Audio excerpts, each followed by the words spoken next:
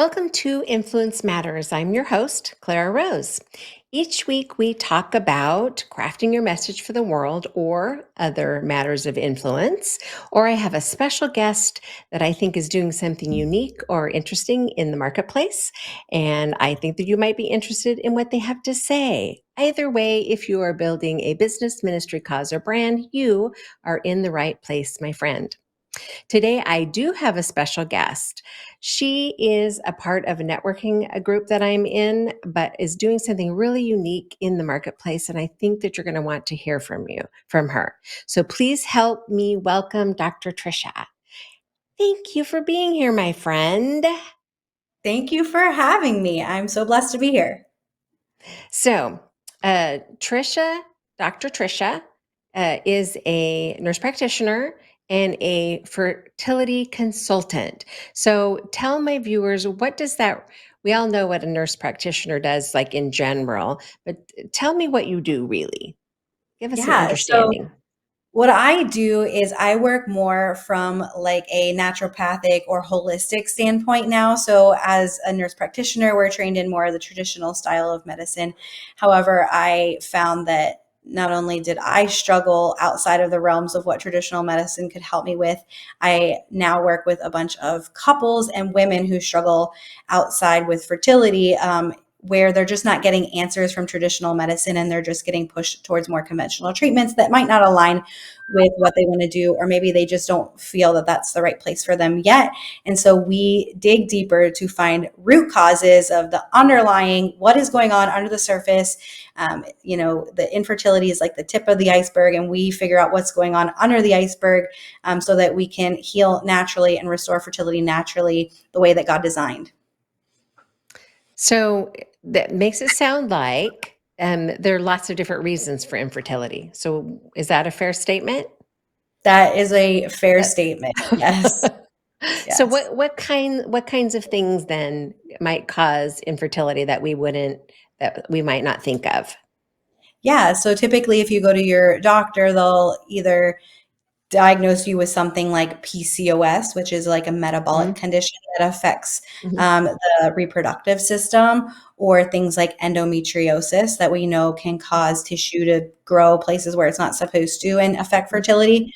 But outside of like some of those more common things that you've heard, then these women, if you don't have those things, you get coded with this unexplained infertility Oh, diagnosis, which is really oh. just unexplored infertility. Ah, It's almost right, like being told you have cancer, but like no one's telling you like what kind of cancer. Like, well, isn't that kind of, we got to figure that out, right? But in right. traditional medicine, we don't. We just push you towards fertility treatments to try to force your Mm, body into something that it's just not prepared to do in the moment. mm. And so what we do is dig deeper, and we have found the research shows that there's so many underlying things that can affect fertility on both the female and the male side, and Huh? especially in this day and age with all the toxins we're exposed to Mm, in this world, all of our processed foods and the way things are made. It's not typically just a woman's problem or a male's problem. A lot of times it's mm. a combination of the two. And so things That's right. like the plastics that we're exposed to that have toxins, that if you're microwaving I'm your looking at Tupperware, the okay? plastics here. Do I have anything plastic? I have a plastic straw. Does that count? That's okay. Listen, and there is we can go one way or another, right? Like we could be completely Mm, oblivious to all these things that are affecting our health, or we mm. can be really Right, obsessive, and the right, stress that it's causing is affecting us worse than the actual right. plastic straw, right? But Mm, there's so much that people just don't know what they don't know. And so, like, mhm, plastic containers, when you microwave them, they release toxins, and that's all leaching into your food, and then you're eating it. Processed mm. foods are made with all these things that you cannot pronounce. Well, you can't pronounce them because they're chemicals and they shouldn't be in food. Um, the products we use, like I grew up in the Bath and Body Works era. So like that Yes. stuff is full of endocrine disruptors and hormone disruptors Oh that my mimic gosh. your hormones. So those are some of like the outlying things, of course. And then those stress, the hustle culture that we live in, Mhm. Sure. where with time, you don't need to rest. Like rest is, it's not important. And Weakness. Right. weakness, right? Yeah. Right, And we know right. that's not true. And so there's just so many things in our world that have come to be common that are actually have been hindering our fertility for years and years and years and years. And now we're just starting to see that all come to like culmination, why we're seeing worsening rates of infertility, why the male sperm count is projected to be some zero by like 2054, I think it is. Um, What? because and like the normal way of testing that is that bar has been lowered because it has declined so much. But that's why we're seeing so much more infertility, where it's being not the man is not taking enough credit because the doctors aren't putting enough on them, and then the women are dealing with all these other things, and so it just becomes this like perfect storm to create this unexplained infertility. But truly it is Mm. explained.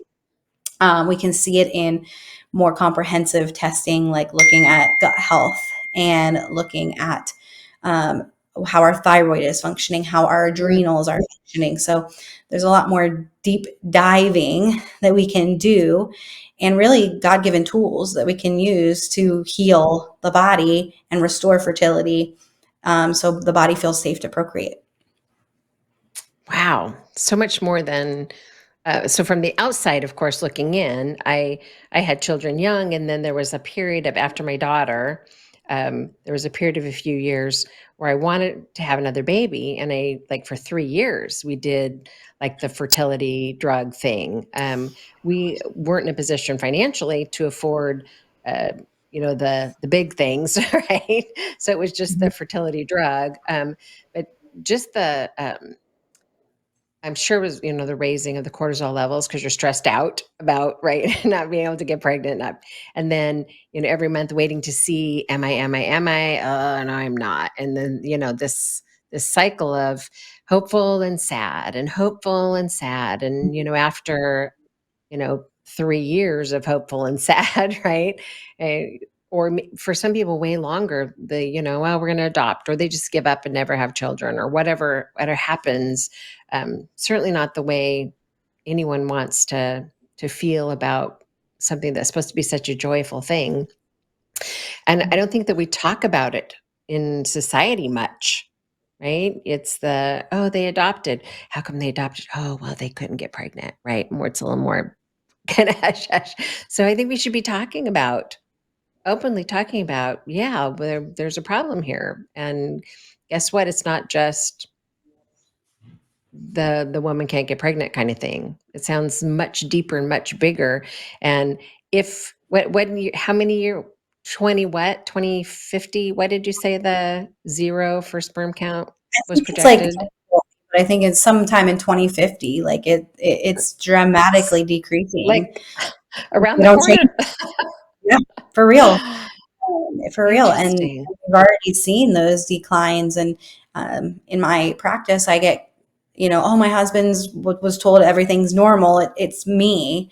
And then Mm, I'm like, okay, well, just send me like their semen analysis just so I can take a look at it. And never is it optimal. It's always like the way normal lab, even serum testing is set, it's based off of the health of the general population, right? mm, Well, as the sure. general population becomes more and more unhealthy, the Mhm. norm is like the bar Sure. just gets lowered and lowered. But the bar for God's design and for our fertility doesn't Mm, get lowered. Like we're just mhm. setting people up now to think that they're completely fine and there's no reason why they can't get pregnant. And when in reality, there's so many things. And then not only that, but in traditional medicine as well, I wasn't trained in nutrition or That's lifestyle, interesting. Yeah. how that affected.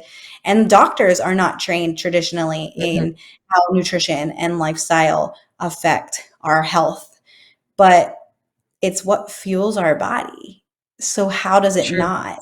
And the fact that we're not teaching people that, we're not teaching people how their cycle is a sign of health and how to Mm, pick up on signs that other things are going on versus blowing vague symptoms off and just pushing them under the rug and saying, oh, well, maybe you're stressed or, oh, you have IBS or all that. We're not leaning in and being like, okay, well, your body's trying to tell us something. Let's figure it out. That's just right. not the way. That's just not the way currently, unfortunately. outside of That's not the truth. in the traditional medicine world. Not in Right, my world. right, It was right. Not in your world. So, this is like such an interesting niche, right? As a nurse practitioner, you could do so many different things. What made you choose this specifically? Was this did you happen into it? Did you set out to do this? How did you end up in fertility consulting? Yeah. So for me, it was my own personal fertility journey. When my husband and I got married, we were like, okay, we're ready to have kids. And so we Mhm, tried mhm, and we got pregnant right away, but we experienced a miscarriage. And it was not something, even as a practitioner, that was on my radar at all.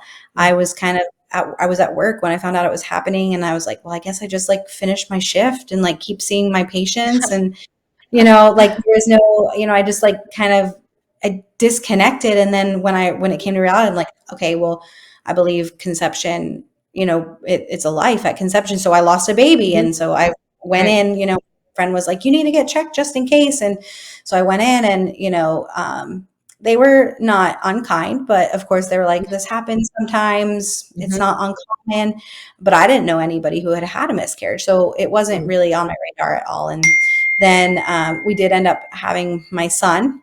And then once we had my son, we decided we wanted to try for another. And I ended up having two more miscarriages back to back. Mm. It was then when I was told, well, you haven't had enough losses for us to do any like lab work or check on anything.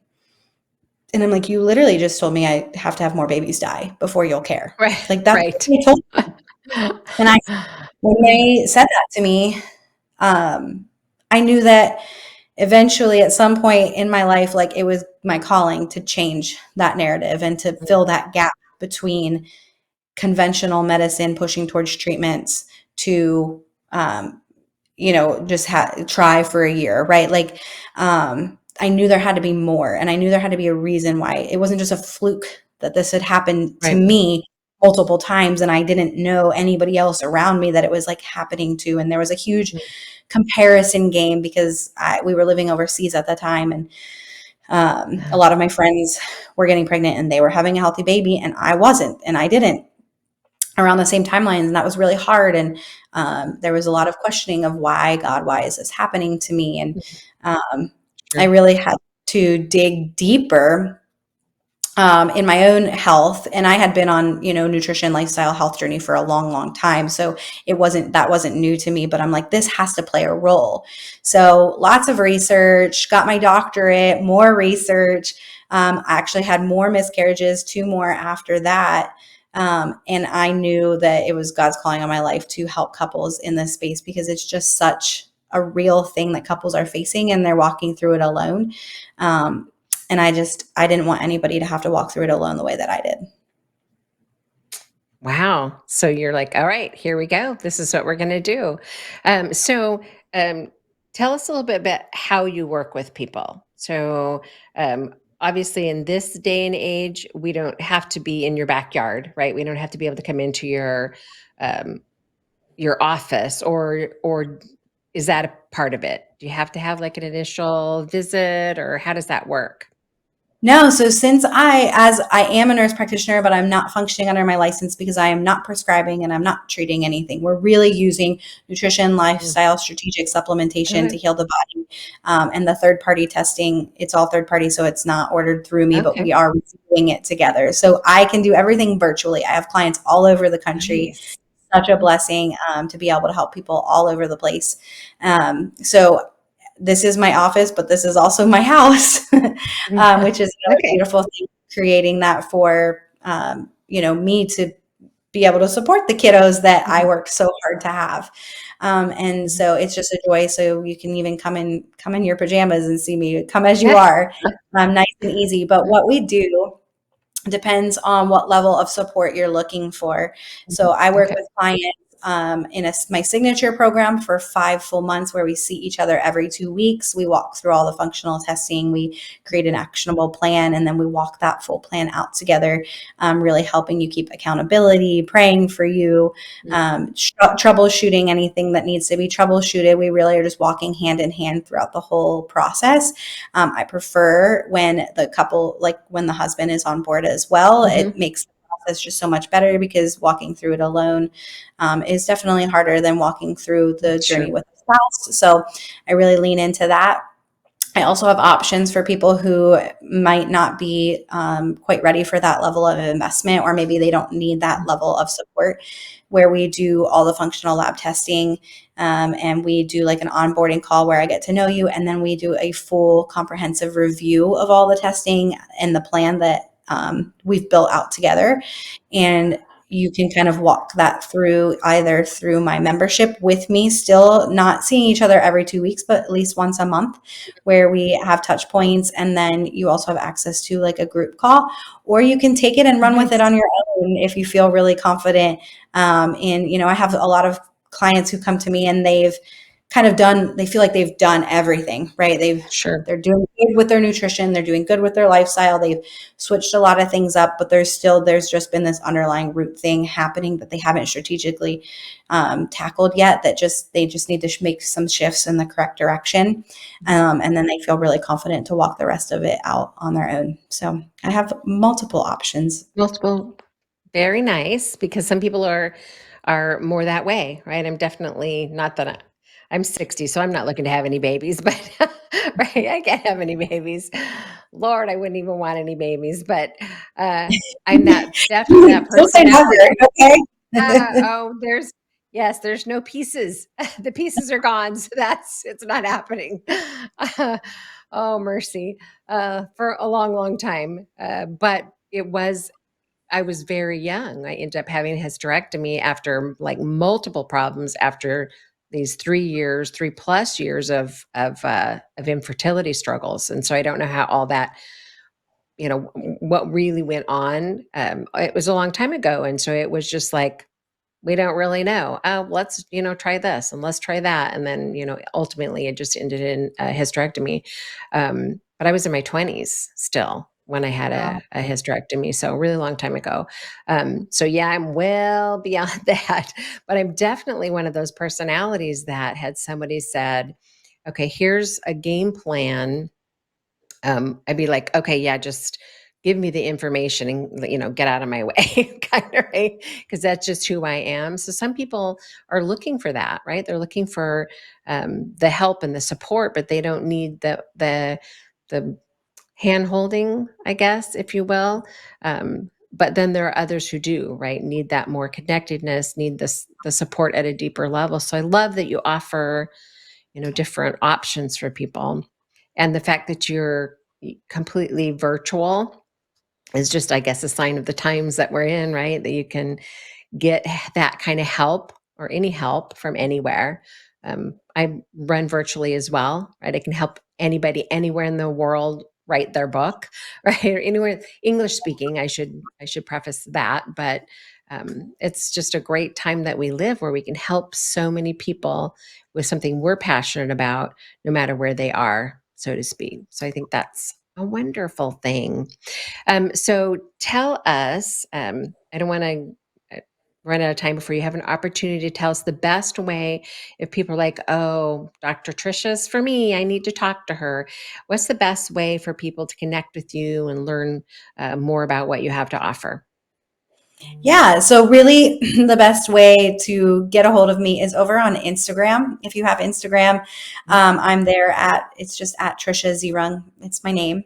Mhm. That is because I offer so much free and valuable advice to be like, okay, Oh, well, is okay. this for me? Do I have, like, am I struggling? Sure. Maybe you don't even know what you don't know. And I really try to provide as much value, because maybe that's all somebody needs to heal. Maybe they just need Sure. a few free Instagram posts to push them in the right direction and run with it. And I've had people reach out to me and say like, oh my gosh, I did the things that I saw you recommend. And maybe we've chatted back and forth a little bit and they've gotten pregnant. And that's amazing. I love that. And that's just not for everybody, but I really look at it my way as giving back. And I love connecting with my followers over there. So it's a really good way to connect with me. But you can also, of course, find me at my website, www.trishazehrung.com. And I have some of my services as well there as like an application or to book a free fertility breakthrough session. Okay. I offer calls where we can hop on and we can chat about your story and you can tell me more about the struggles that you've been having and what that has looked like for you so that I can help guide you in the right direction and we can kind of see if any of the programs that I offer are a good fit for you.